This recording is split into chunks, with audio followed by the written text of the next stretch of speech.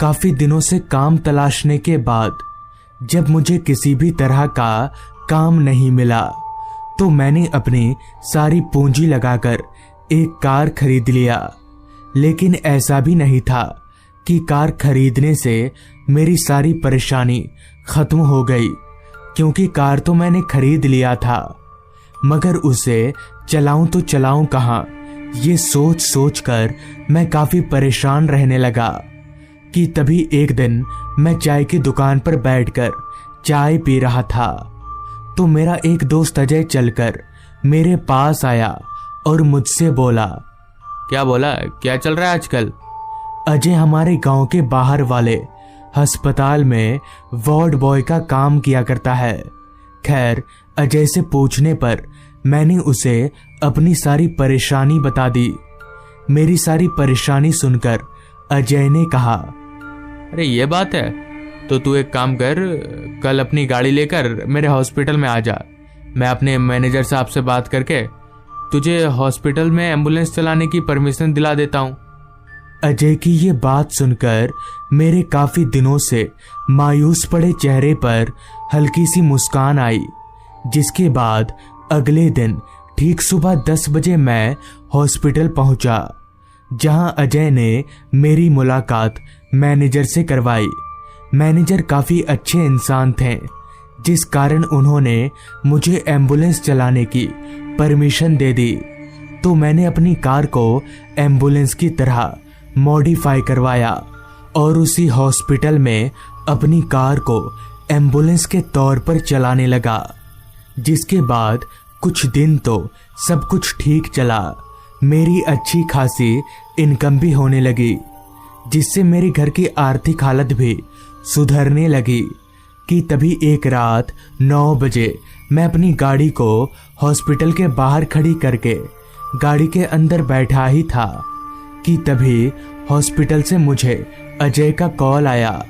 तो मेरे call receive करते ही अजय ने कहा, यार तेरे लिए एक भाड़ा है, तुझे एक डेथ बॉडी को लेकर कालामुड़ा गांव जाना होगा।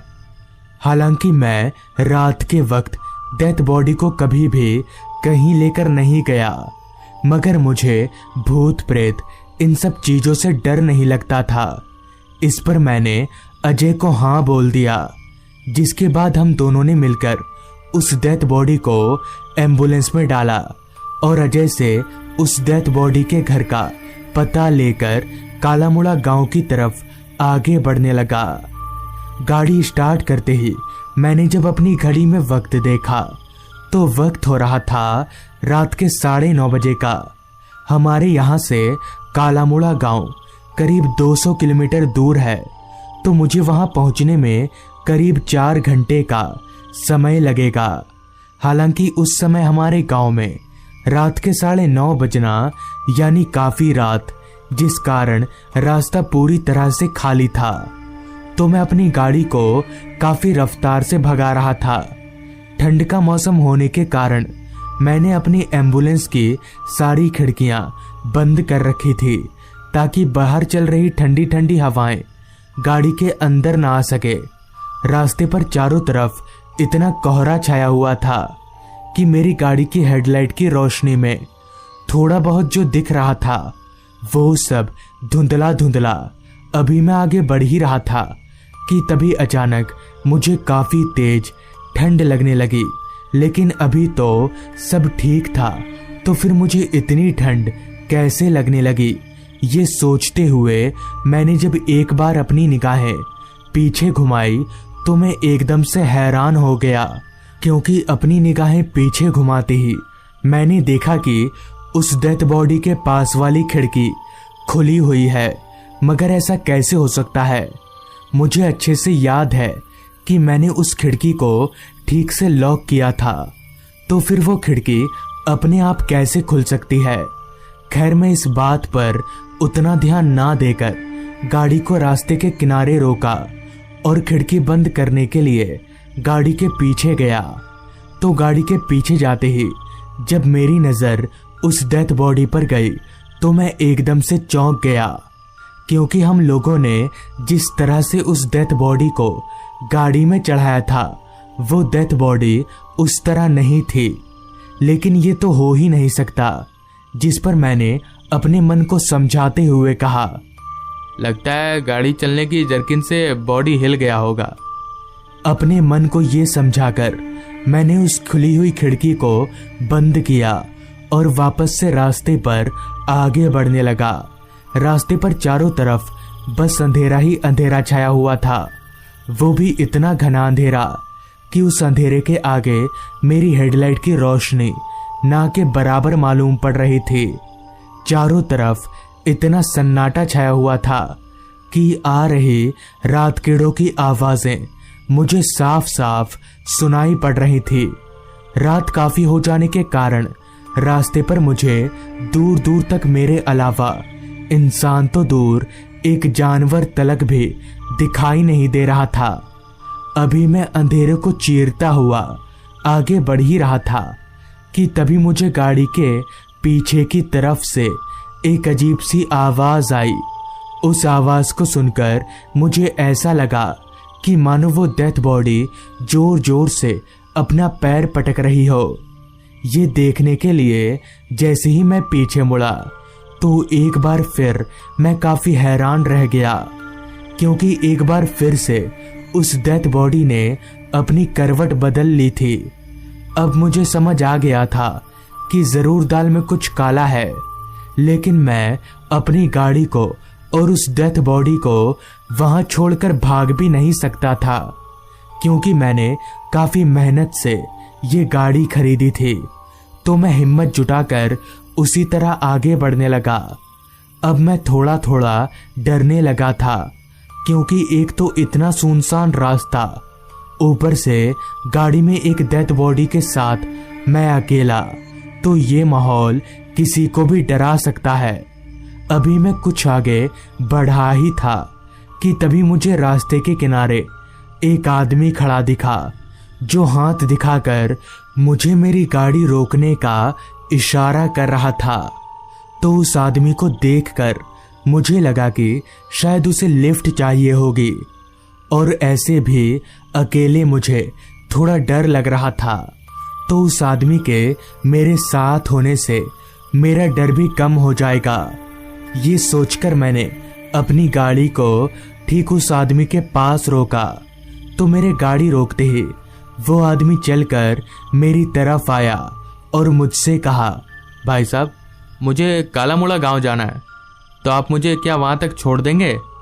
उस आदमी का चेहरा मुझे काफी जाना पहचाना सा लग रहा था। तो मैंने उस आदमी से कहा, हाँ भाई साहब, आप बैठ जाइए, मैं उधर ही जा रहा हूँ। मेरे इतना बोलते ही वो आदमी मेरी बगल वाली सीट पर बैठ गया और मैंने भी वापस से गाड़ी चलाना शुरू कर दिया। उस आदमी के आने से मेरा डर भी काफी कम हो गया था, मगर मुझे बार बार लग रहा था कि मैंने इस आदमी को कहीं देखा है। इस सवाल को मैं ज्यादा देर तक अपने जहन में रख नहीं सका और अपने सवाल को उस आदमी से पूछते हुए कहा, भाई साहब, मुझे लग रहा है कि मैंने आपको कहीं देखा है। तो मेरे ये पूछते ही वो आदमी जोर जोर से हंसने लगा, मगर मुझे समझ नहीं आ रहा था कि वो आदमी हंस क्यों रहा है। तो मैंने उस आदमी से कहा, भाई साहब, आप हंस क्यों रहे हैं? इस पर उस आदमी ने अपने हाथ का इशारा करके मुझे पीछे देखने को कहा। तो मैं जैसे ही पीछे मुड़ा तो मेरा पूरा शरीर जोर जोर से कांपने लगा और इतनी ठंड में भी मेरा पूरा चेहरा पसीने से लथपथ हो गया, क्योंकि पीछे मुड़ते ही मैंने देखा कि उस डेथ बॉडी की शक्ल और उस आदमी की शक्ल एक है। ये देखकर मैं समझ गया कि वो आदमी कोई इंसान नहीं बल्कि भूत है। मेरे हाथ पैर इतने तेज कांप रहे थे कि मैं गाड़ी को संभाल नहीं पा रहा था, और मुझे ये भी पता था कि वो भी मुझे मार डालेगा। काफी तेज हाथ पैर कपकपाने के कारण मैं गाड़ी संभाल नहीं पाया और गाड़ी एक पेड़ से जा टकराई। टक्कर इतनी जोरदार थी कि मैं वहीं पर बेहोश हो गया। फिर जब मेरी आंख खुली तो मैं वहीं पर बेहोश पड़ा था उस रात तो किसी तरह से मेरी जान बच गई, लेकिन उस रात के बाद से मैंने रात को डेथ बॉडी ले जाने का काम एकदम ही बंद कर दिया। तो दोस्तों, ये थी आज की कहानी। काफी दिनों से मेरे चाचा मुझे अपने पास बुला रहे हैं, मगर काम से छुट्टी ना मिलने के कारण मैं अपने चाचा के गांव जा नहीं पा रहा। दरअसल मैं और मेरे मम्मी पापा, मेरी नौकरी लगने के कारण हम लोग शहर में रहा करते हैं और मेरे चाचा गांव जाने का तो मेरा भी मन काफी करता है, मगर मैं जा नहीं पाता हूँ। लेकिन इस बार मैंने अपने बॉस से 4 दिनों की छुट्टी ली है और ये 4 दिन मैं अपने गांव में गुजारने वाला हूँ। ऑफिस से छुट्टी लेकर मैं सीधे अपने घर गया और अपने मम्मी पापा को गांव जाने की बात बताई। तो इस पर मेरे पापा ने कहा, ठीक है बेटा जाओ, मगर ठीक से जाना। जिसके बाद मैंने तय किया कि मैं आज रात वाली ही आखिरी ट्रेन पकड़कर गांव जाऊंगा, ताकि मैं एक दिन ज्यादा गांव में रुक सकूं। सारी बात तय करने के बाद मैंने जब घड़ी में वक्त देखा तो वक्त हो रहा था दोपहर के 2 बजे का और मेरी आखिरी ट्रेन शाम के 5 बजे की थी। तो मेरे पास बस 3 घंटे का ही समय था। तो मैंने फटाफट गांव जाने की तैयारी करने लगा। सारी तैयारी करके ठीक शाम के 5 बजे मैं स्टेशन जाने के लिए अपने घर से निकला। मेरे घर से स्टेशन ज्यादा दूर नहीं था, तो मेरे 10 मिनट पैदल चलते ही मैं स्टेशन पहुंच गया और प्लेटफॉर्म पर बैठकर अपनी ट्रेन का इंतजार करने लगा। करीब 15 मिनट इंतजार करने के बाद ट्रेन प्लेटफॉर्म पर आकर लग गई। तो ट्रेन के लगते ही मैं ट्रेन पर चढ़कर एक सीट पकड़कर बैठ गया। गांव का आखिरी ट्रेन होने के कारण ट्रेन में मुसाफिरों की संख्या काफी कम थी। मेरे ट्रेन में बैठने के 10 मिनट बाद ही ट्रेन भी खुल गई। मेरे यहाँ से गांव करीब 5 घंटे का सफर है। तो मैं रात के 10 बजे अपने गांव के स्टेशन पर उतर जाऊंगा और इस बार मैं अपने चाचा को सरप्राइज देने वाला हूँ। इसलिए मैंने अपने आने की बात चाचा को नहीं बताई। खैर, ट्रेन के खुलते ही ट्रेन ने काफी रफ्तार पकड़ ली, जिसके साथ साथ मैं और ट्रेन हम दोनों अपनी मंजिल की तरफ आगे बढ़ने लगे। ट्रेन जैसे जैसे आगे बढ़ती गई, ट्रेन में मुसाफिरों की संख्या काफी कम होती चली गई। मेरे उतरने से एक स्टेशन पहले मेरी बोगी में मेरे अलावा और कोई भी नहीं बचा था। खैर, ठीक रात के 10 बजे मैं अपने गांव के स्टेशन पर उतरा तो सारा स्टेशन अंधेरे में डूबा हुआ था। पूरे स्टेशन पर मुझे मेरे अलावा और कोई भी नहीं दिखाई पड़ रहा था। इस स्टेशन पर ट्रेन से भी उतरने वाला मैं अकेला ही था। और भला ऐसा हो भी क्यों ना, क्योंकि गांव का स्टेशन होने के कारण कौन इतनी रात गए स्टेशन आएगा। खैर, मैं और समय जाया ना करके स्टेशन से बाहर निकलने लगा। स्टेशन से बाहर निकलते वक्त स्टेशन पर छाए खामोशी को देखकर मैंने अपने मन ही मन में कहा, लगता है मुझे पैदल ही घर जाना पड़ेगा। ये बोलते बोलते मैं स्टेशन से बाहर निकला तो बाहर का माहौल स्टेशन से भी ज्यादा वीरान और अंधेरे में डूबा हुआ था। फिर भी एक बार मैंने अपनी निगाहें इधर उधर किसी सवारी की तलाश में घुमाई, लेकिन मुझे दूर दूर तक ना तो कोई ऑटो दिखा और ना ही कोई रिक्शा। जिसके बाद मैं पैदल ही घर की तरफ आगे बढ़ने लगा। स्टेशन से मेरे गांव का घर 1.5 घंटे की दूरी पर था, तो मुझे अभी पैदल चलना पड़ेगा। ये सोचकर मैंने अपने चलने की रफ्तार बढ़ा दी।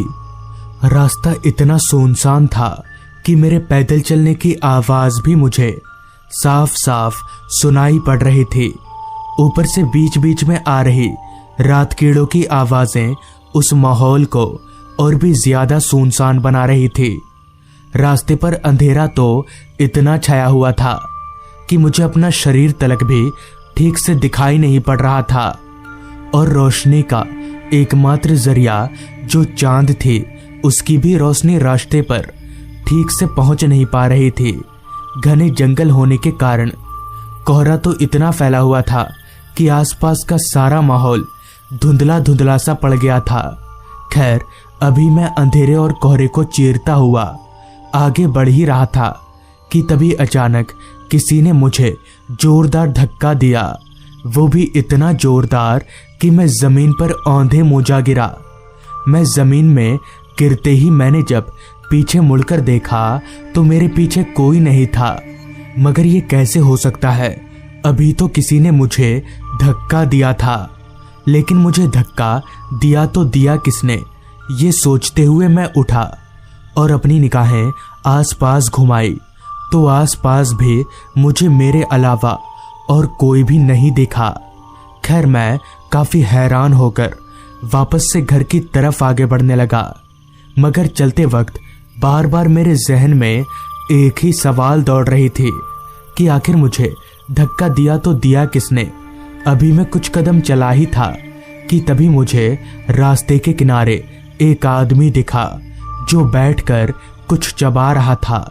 लेकिन वो आदमी मुझसे कुछ आगे था तो मुझे ये दिख नहीं पा रहा था कि आखिर वो चबा क्या रहा है।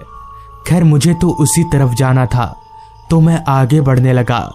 जैसे ही मैं चलकर उस आदमी के करीब पहुंचा तो मेरे होश उड़ गए, क्योंकि उस आदमी के करीब पहुंचते ही मैंने देखा कि वो आदमी हड्डियां चबा रहा है। वो हड्डियां ऐसी थी कि देखने से वो किसी इंसान की हड्डियां लग रही थी। ये देखकर मैं समझ गया कि जरूर दाल में कुछ काला है, मगर मुझे कहाँ पता था कि यहाँ तो पूरी दाल ही काली है।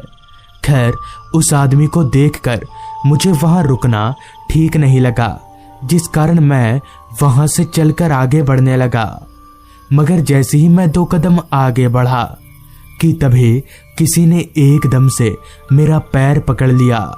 तो मेरे पैर पकड़ते ही मैंने जैसे ही अपनी निगाहें पीछे घुमाई तो पीछे का नजारा देखकर मेरे पैरों तले जमीन निकल गई, क्योंकि मेरा पैर किसी और ने नहीं बल्कि उसी आदमी ने पकड़ा था जो अभी थोड़ी देर पहले हड्डियां चबा रहा था।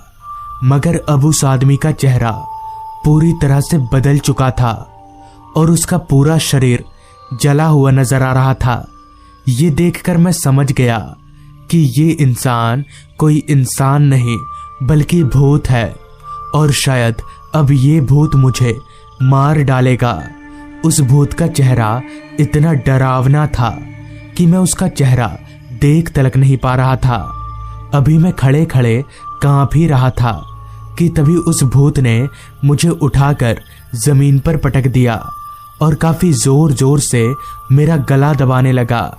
अब मैं समझ गया था कि ये मेरी आखिरी रात है, लेकिन फिर भी मैंने हिम्मत नहीं हारी और जोर जोर से चिल्लाने लगा कि तभी मेरे चिल्लाने की आवाज सुनकर पता नहीं कहां से वहां एक बुजुर्ग आदमी आ पहुंचा और वो बुजुर्ग आदमी आते ही उस भूत पर कुछ छिड़कने लगा, जिससे वो भूत एकदम से हवा में धुआं हो गया। जिसके बाद उस बुजुर्ग आदमी ने मुझे सहारा देकर उठाया, जिसके बाद मैंने अपनी पूरी आप बीती उस बुजुर्ग आदमी को बताई। तो मेरी पूरी बात सुनने के बाद उस बुजुर्ग आदमी ने कहा, वो एक शैतान है और अगर मैं सही वक्त पर नहीं आता तो वो शैतान आपको मार डालता। और एक बात, आपके ऊपर से अभी खतरा टला नहीं है। आप एक काम करिए, आज रात आप मेरे घर पर रुक जाइए, सुबह चले जाइएगा। उस बुजुर्ग आदमी की ये बात मुझे भी ठीक लगी, तो मैंने उस बुजुर्ग आदमी को हाँ बोल दिया। जिसके बाद मैं उस बुजुर्ग आदमी के पीछे पीछे चलते हुए उसके घर की तरफ आगे बढ़ने लगा। मगर सच में मैं कहाँ जानता था कि मेरे ऊपर से खतरा अभी टला नहीं है।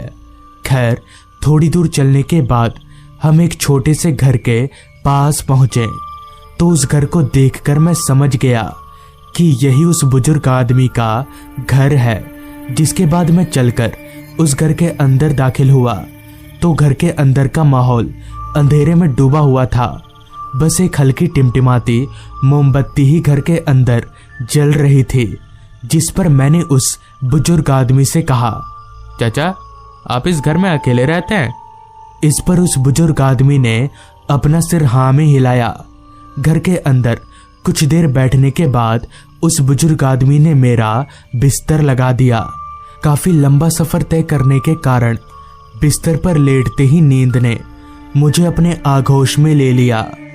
फिर मेरी आंख घर के अंदर हो रही काफी शोर से खुली, तो आंख खोलते ही घर के अंदर का माहौल देखकर मैं एकदम से हैरान हो गया, क्योंकि अब घर के अंदर काफी सारे बच्चे खेल रहे थे। मगर इतने सारे बच्चे अचानक घर के अंदर आए तो आए कैसे? वो बुजुर्ग आदमी तो बोल रहा था कि वो अकेले ही इस घर में रहता है। अभी मैं ये सोचकर हैरान हो ही रहा था कि तभी मेरी नजर वहां खेल रहे सभी बच्चों के चेहरे पर गई, तो उनका चेहरा देखकर मैं एक बार फिर जोर जोर से कांपने लगा, क्योंकि वहां मौजूद सभी बच्चों का चेहरा एकदम सफेद था और ना ही उन बच्चों की आंखें थी। ये नज़ारा देखकर मैं समझ गया कि इन बच्चों के साथ वो बुजुर्ग आदमी भी भूत है। मगर अब मैं करूं तो करूं क्या? इससे पहले कि वो बुजुर्ग आदमी आकर मुझे मार दे, मैं वहां से भागना ही ठीक समझा। मगर मैं जैसे ही भागने के लिए उठा तो वो बुजुर्ग आदमी एकदम से मेरे सामने आकर खड़ा हो गया। मगर अब उस बुजुर्ग आदमी का चेहरा पूरी तरह से कटा हुआ और उसकी आंखों से खून टपक रहा था कि तभी मैंने उस बुजुर्ग आदमी को एक झटके से धक्का दिया और वहां से भाग निकला। भागते भागते मैं उसी जगह पर रुका जहां मुझे 4-5 लोग दिखे। बाद में पता चला कि वो बुजुर्ग आदमी कब्र से मरे हुए बच्चों को निकालकर काला जादू करता था। जब गांव वालों को ये बात पता चली तो उन्होंने मिलकर उस बुजुर्ग आदमी को मार डाला। तो दोस्तों, ये थी आज की कहानी। अगर आपको ये कहानी पसंद आई हो तो चैनल को जरूर सब्सक्राइब कर लें। तो मैं आपका दोस्त आर्यन जल्द ही मिलूंगा आपसे ऐसी ही एक कहानी के साथ।